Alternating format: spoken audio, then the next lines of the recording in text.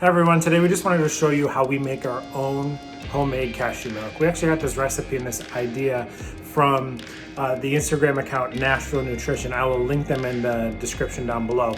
But this recipe could not be any easier or any simpler. So the only thing you really need are cashews and water.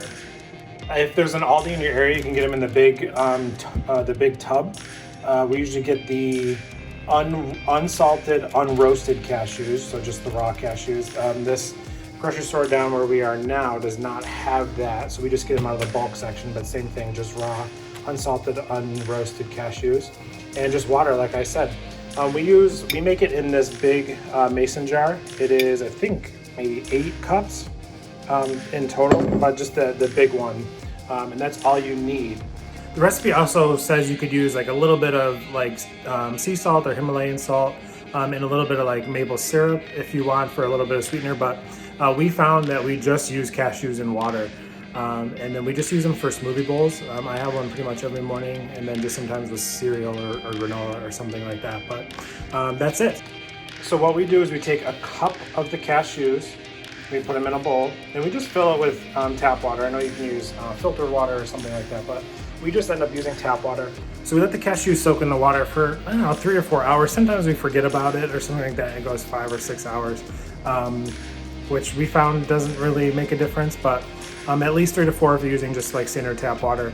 I know some recipes you can actually use like boiling water or hot water for the cashews, and that will make it go faster. But we can just end up throwing it on the counter while we're home and just check in on it a few hours later.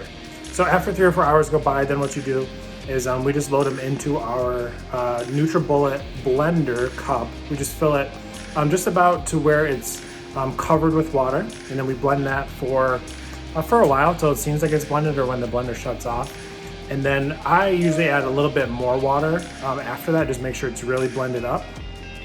And then from there, I just pour it into the mason jar.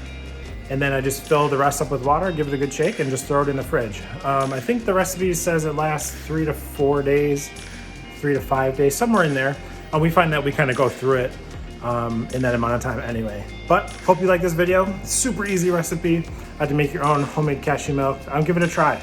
We find that we like it a lot. You could play around with it a little bit. We find that container works for us.